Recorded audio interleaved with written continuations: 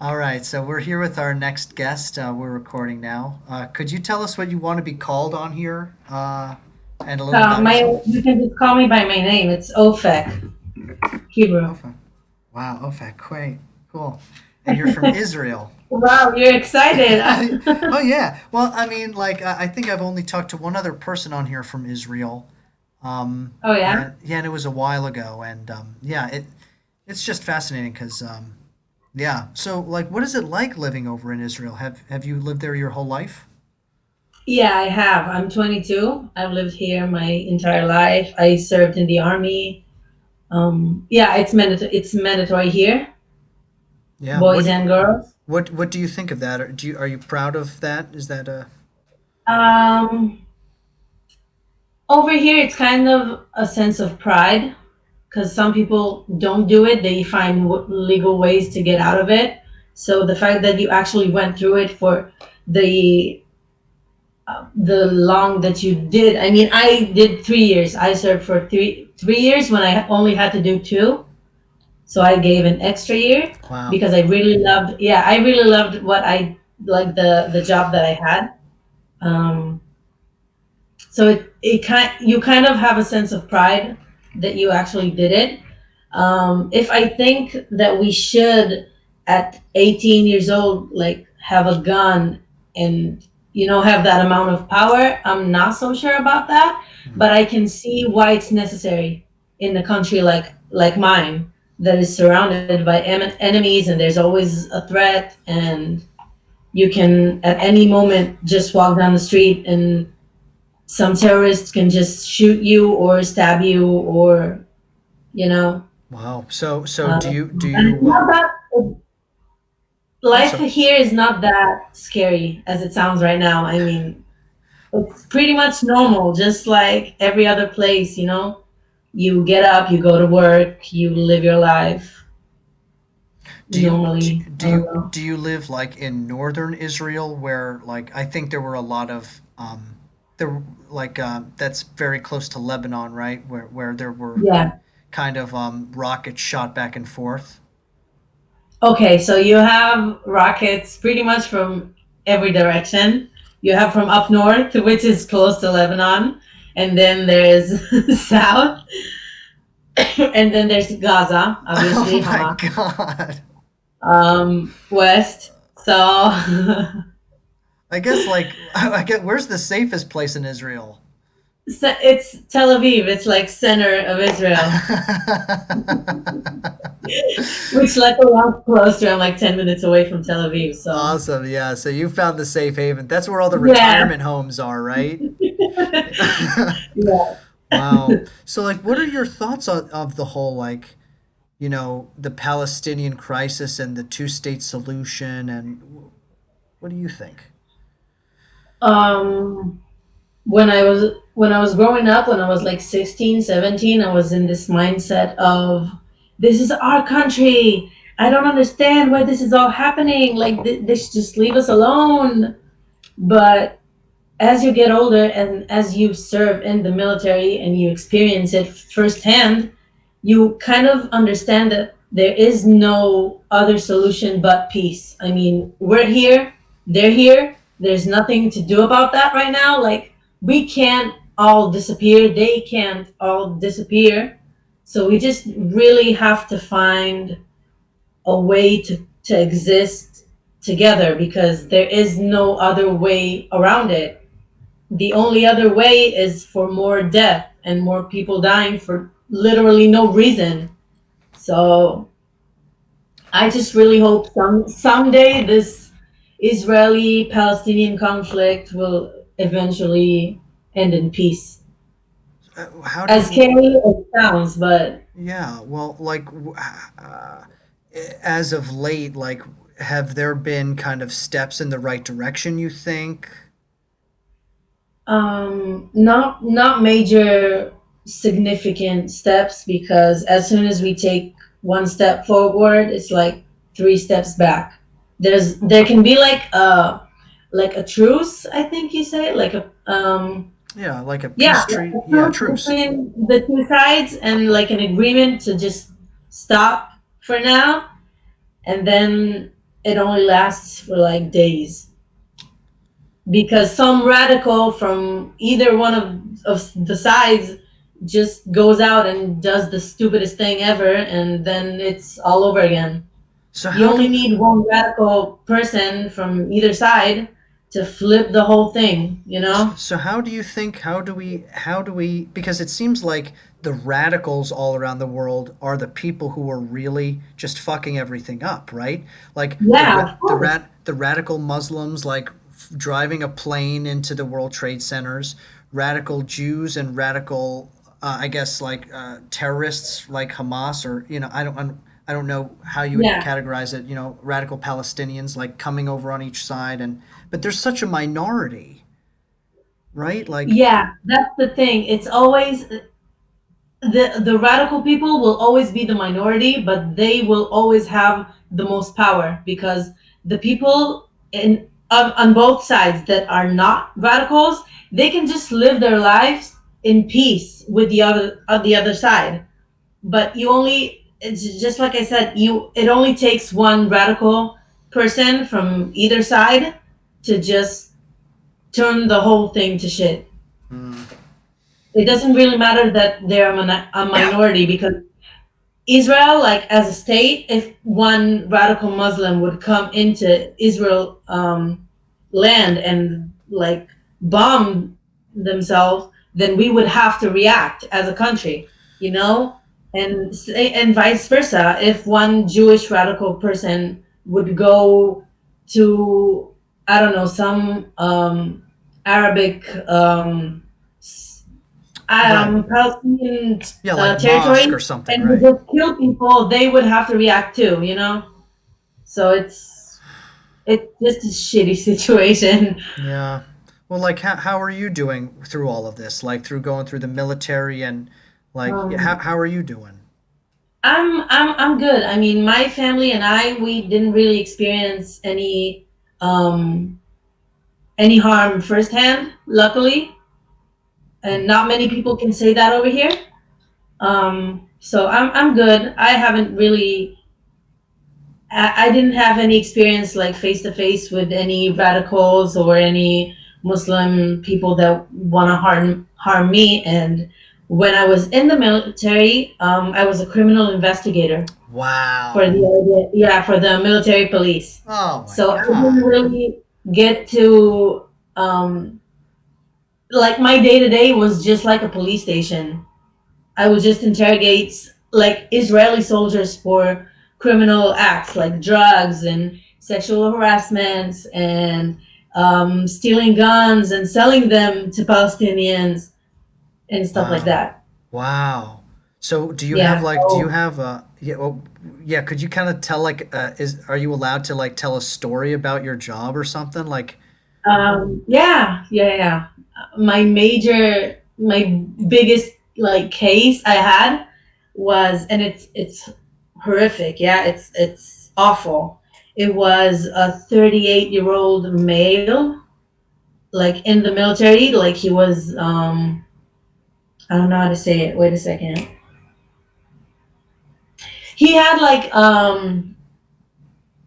he's been in the military ever since he was 18 till wow. he was 38. 38. Like he had a real career in the military, Yeah. and he was a real big shot. You know, he had like he was really high up He's like a the captain or chain. something or a colonel or something, right? Yeah. He was really high up in the chain, and he had a secretary, and she was 18. She was like in Oh, her mandatory service, and he raped her, and I got to handle the case, and I got to question him and interrogate him, and it was one of the best days of my life. As much as it's a sad thing that happened, but I got to actually bring it to light and to make him own what he did, and he wow. eventually got locked out. Good for you.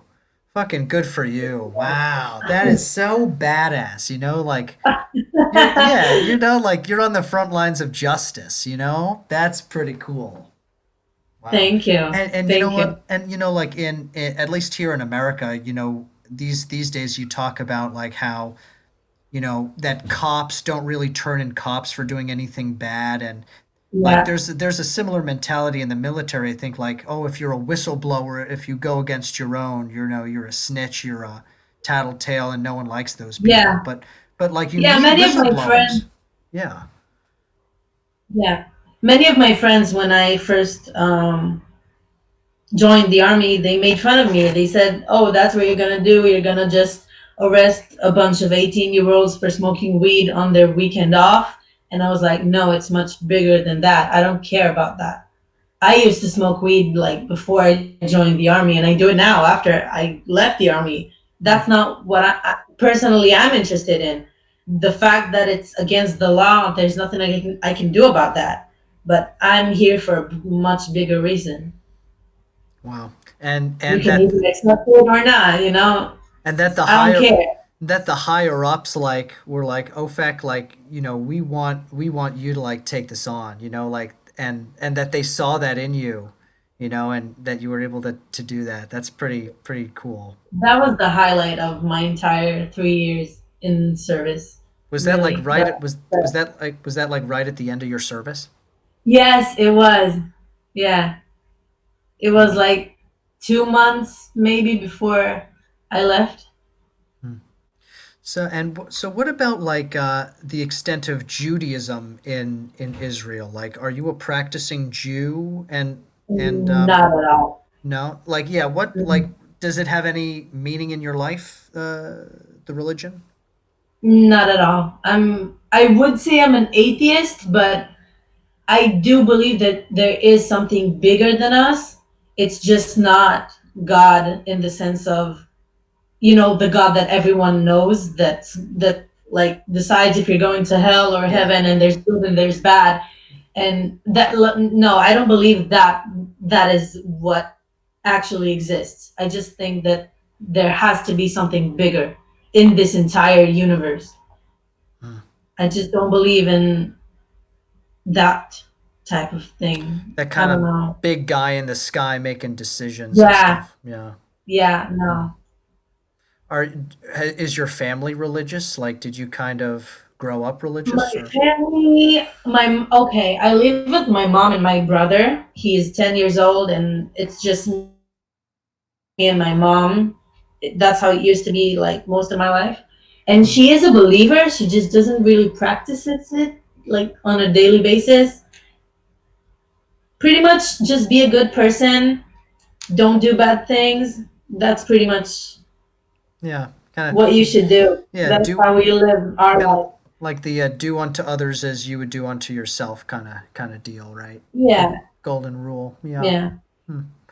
What about the military? Does the military have like a religious leaning to it? Yes, yeah, yeah. For What is that like? example, Yeah. in Judaism, you don't need you. It's not allowed to have like lighters or electricity or anything like that during Saturday and Friday, like Sabbath.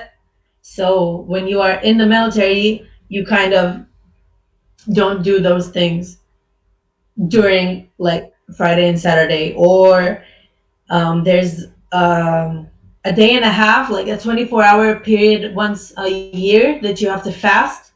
I personally don't do that ever. Doesn't speak to me. Right. But if you are in like a base, then you have to. Like there is no food. Like there is no way for you to get food because Wow. like the dining room, I'd say, I don't know how to call it, Yeah, like the but cafeteria kind of thing. Yeah. kind of, yeah, it's closed. There is no way to get food. Wow. So Hmm. stuff like that. How about like the politics of what's going on in the country? Like, what, we don't really hear anything about that like in our media here. And what's important, you think, to know about what's going on there? To be honest, I hate politics. I really don't keep up with it. I hate all the charade and the fakeness of the whole thing. So I don't really keep up with it. But what from what I know, I can tell that it's pretty shitty right Mhm. now over here. There is no actually um, government.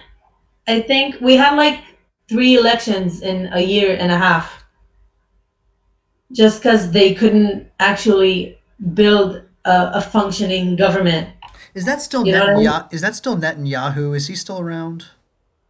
Yeah, My God, he that dude got has been elected. around forever. Yeah, like 13, 14 years maybe. He got elected for the third time earlier this year, and there is no functioning government at all. Dude, everyone. But Oh yeah. he did make a peace agreement with Dubai, like those countries. I don't know.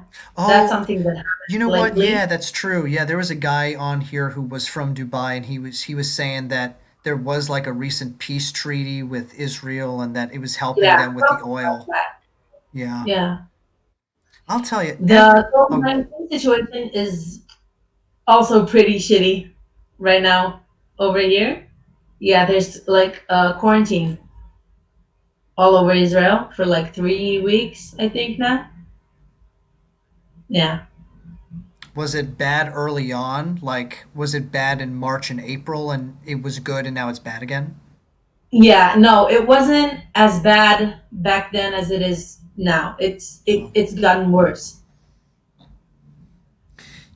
everyone, everywhere seems just like shitty. Like Yeah. United States, like Yeah. like here in the U.S., like Humanity is just no one wants to. turning this planet to Yeah, I mean, fucking shit. no one wants to watch the news here. It's all sensationalized media. There's no substance to any of it.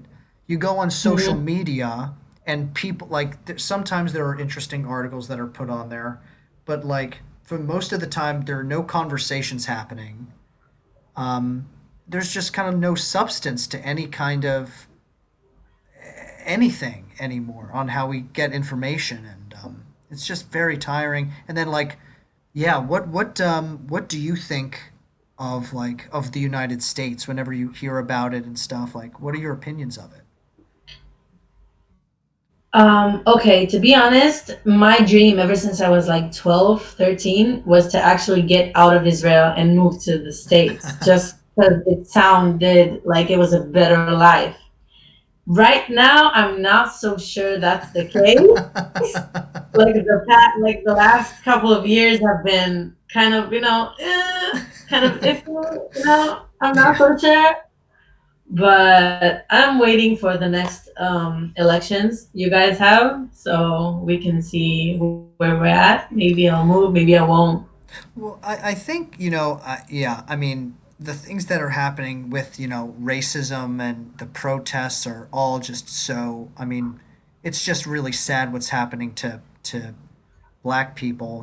I mean, it's been So sad. It's sad. and But I think, our country is one of the most diverse in the world, and Hmm. we are now confronting a lot of those issues in a more head-on way than ever before in history. So I think I think so too. in one way it's like very, you know, traumatizing and sad, and but in another way it's like we're also taking the bull by the horns and confronting it and talking Actually about it. addressing, yeah. So that's one good thing, I guess. It's interesting because I talked to this one guy from Sweden a while ago, and he was a black guy from Sweden, one of like the five black people in Sweden. And there's just so few black people in Scandinavia. Yeah. And he was talking about how he just he's never afraid of how police treat him there. Like that kind of racism is he never feels nervous about the way that cops behave there. And like that's a completely different world than the United States, where black people, like when they're younger, Yeah. they sit down They're with their being taught. parents. Yeah. Yeah. So I don't It's know. crazy. I don't It's so know. crazy. I don't know. I don't get it. But Racism in the United States is a really big issue that needs to be addressed heavily. Like, I think that's one of the major issues that actually that you guys actually have. It's crazy the fact that little kids, like little black kids, are being taught by their parents that when they're being pulled over by a cop, don't look at them, don't get out of the car, hands in the air, all these things, and it's crazy. Yeah, it's so sad, right? Yeah, and also too, like, I'm a little older than a bunch of the people who are in. So, like, when I graduated high school, that's when all the school shootings started to happen, and now there are gun drills, active shooter drills in high schools where there's an alarm and people get under their desk and hide if there's an active shooter in the building. Like that's a normal thing now. And has that been a thing in Yeah. Israel? Is that a thing over there? Not really, because we don't have the same freedom with guns over here that you guys have. Not everyone in here can just go and buy a gun and get a gun license, and it's not like that at all. Completely different. So, but just imagine that the way you guys are handling school shootings right now is how we handle terrorism. Like it's something you have to be prepared for. It's something that everyone talks about. It's something that is on a regular basis now. Just like you said, is the thing now. So Mhm. that's pretty much on the same level. Well, what about like racism in Israel? Is there? It exists, not as much as it is in the US.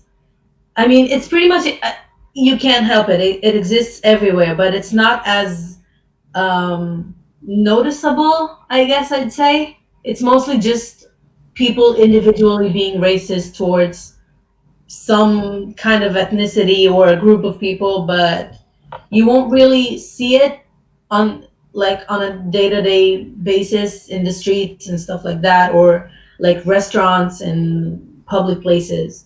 Hmm, I hope so. right. Hmm. Back in the early 2000s, I think you would see it a lot more in like clubs and stuff. They wouldn't let black people, Ethiopian people in Wow. based on clothes and stuff. Like the bouncers would just keep them out. Wow. That's crazy. What can Yeah. happen? And what about like LGBTQ and that stuff? Um, Unfortunately, here they're not allowed to get married yet. It's not legally an option. But I think that the Pride Parade we have here in Tel Aviv is one of the biggest in the whole world. Is one of the biggest, and I mean Tel Aviv as a city is one of the most liberal LGBTQ supportive cities in the world.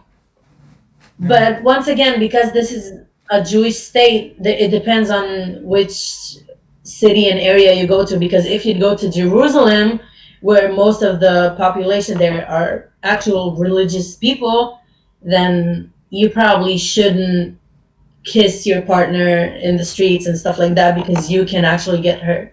Wow. But Wow. in the most part, it's pretty liberal here, I think. Hmm. I want to think, I want to believe.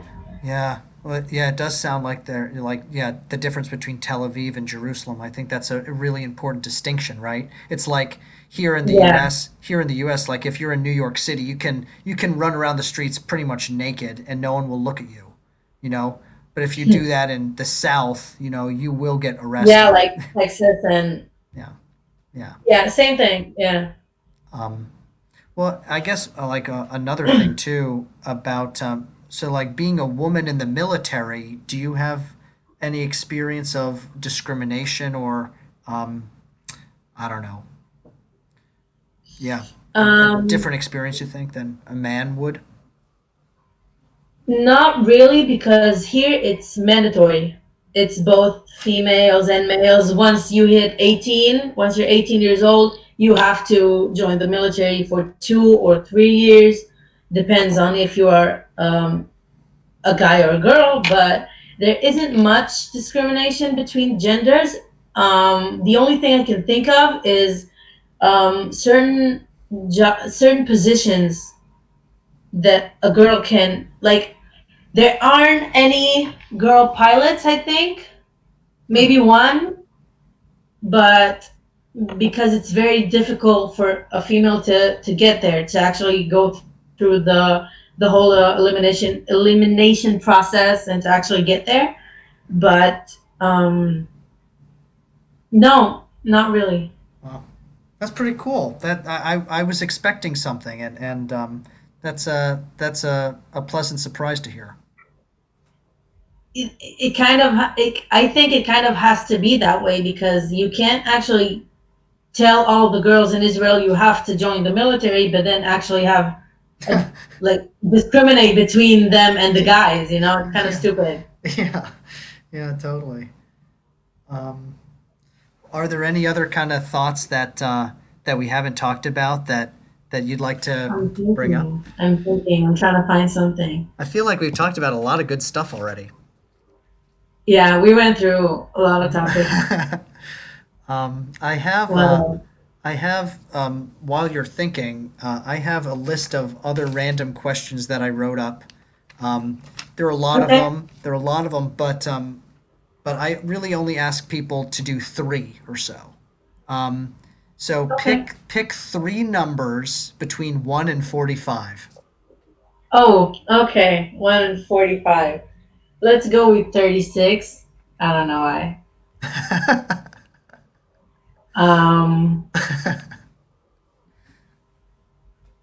22 because I'm 22. Okay. And between 1 and 45. Let's go with 45. The last one. Okay. You were the first person to choose the last number. Yeah? Yeah, it's pretty cool. Yeah, Okay. no one has chosen 45. All right. 36. What do we have here? Okay. What do you look for in a partner? um, Loyalty is probably the biggest thing. I've been cheated on before, so that's major key for me in a relationship. Probably just honesty. That's the biggest thing I can say.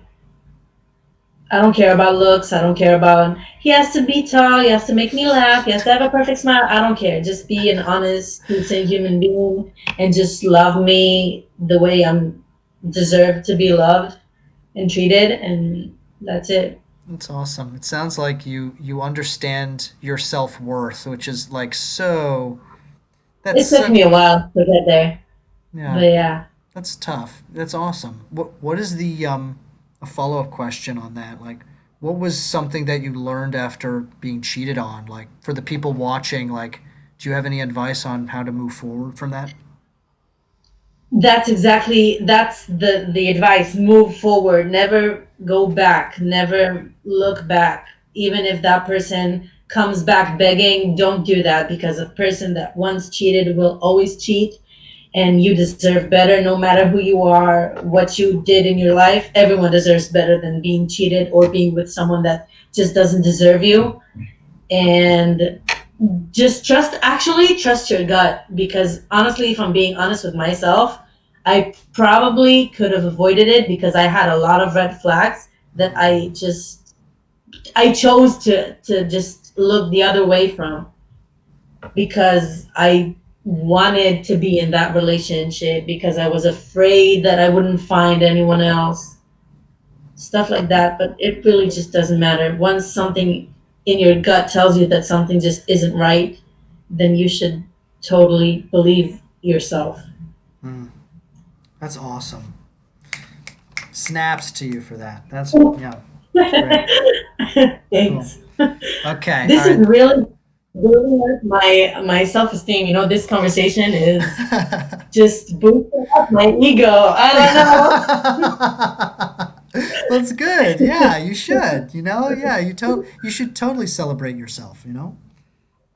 Okay. All right, number 22. This one is kind of deeper. So, don't know. Oh, okay. go for it if you feel comfortable. What is your purpose? Ooh, my purpose. I don't know. I don't think anyone really knows what their purpose is until they actually do it or they find it. I mean, I believe that mine is um, has something to do with justice because I really loved being a criminal investigator. I actually want to continue doing it. Maybe police, maybe some other way, private investigations. I don't know, but I really love it, and I'm a sucker for criminology and all kind of documentaries, Ted Bundy, whatever you can think of. Like, I'm a sucker for that shit. So I'm I'm hoping, I hope, and I think that my purpose has something to do with police force, catching bad guys, Mm, justice, yeah, something like that. great, great. Okay, and the last question here, Ofek. Number Yes. 45. Tell me about the first time you told someone that you loved them. Oh wow! Like romantically? Yeah. Okay. It was actually the person that cheated on me. Um, it was after. Okay, this is getting like pretty deep. I mean, I wouldn't say deep, but this is just a lot of information about Personal, me. yeah. Yeah. Whatever you feel comfortable with, you know. No, to be honest, I'm an open book. Like, and everyone who knows me knows my life story and the story of my dad that I'm not in contact with. You know, all these. Mm. I'm really an open book. I don't care. So it was after 6 months. No, not 6 months. Maybe 4 months of us being together. And it was after the first time. He was my first boyfriend and the first guy I ever had sex with. So it was right after the first time we had sex. And he looked me in the eyes and he told me he loved me. And I told him I loved him back. And that was the only reason we actually had sex because I actually trusted him and loved him that much. Mm. And then he ended up cheating on me 2 years later with my best friend. So fuck that guy. Mm, man, Yeah. you But it's know, all good. I'm yeah, good. yeah, absolutely. Yeah, I'm happy. The like I dodged the bullet.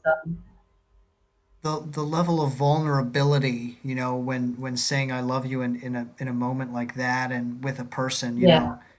like it's you know letting down the boundary, the the wall, and there's a flow that happens, and then there's so much even like even if something bad happens, you know, like there's so much growth that happens after revealing that love, you know, after speaking to it, and it takes a lot of Yeah. strength to be able to say that to someone, you know, even after even if you know if it's after sex or I mean it's like it's a very formative moment, you know, and thank you for sharing it, Yeah. you know. Sure. Yeah, is there so that was the last question. Is there any other kind of like last kind of thought that you'd like to leave the audience, advice or Um, anything? I hope that this virus will blow over very soon and we can all go back to our lives.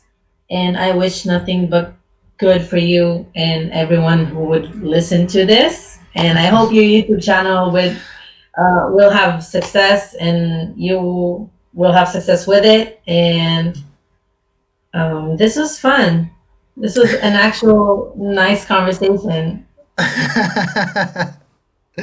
I'm glad you had a good time, and it was really nice to talk to you, and thank you for being open, and um yeah, and I'm sure that people listening will get something from your life and your story, you know. I hope so. And you should come check out Israel. I mean, Tel Aviv specifically, not everywhere. You know, I mean, you can go visit Jerusalem because it's like the holy place, whatever. Yeah. Is Tel But if Aviv you on the guys don't want beach? to come to Israel and have fun, like clubbing and nights out and bars, that's Tel Aviv, and I'll show you around. Oh my gosh. Guaranteed Is good it time. Is it on the beach, Tel Aviv? Yeah. Oh my gosh, the Oh Mediterranean. yeah, we have beaches in Israel. That's one of the best things here. Wow. We gotta go. I'm gonna get my buddies, and we're gonna head over there. You should. You should. Okay. Well, I'm gonna. What I'll do is I'm going to upload this video now immediately, so it'll be on in like 10 minutes, and you can check it out. If you make sure to subscribe, and I will. cool, and it'll pop up, uh, and that's it. Yeah. This is fun. Building bridges. Let's see.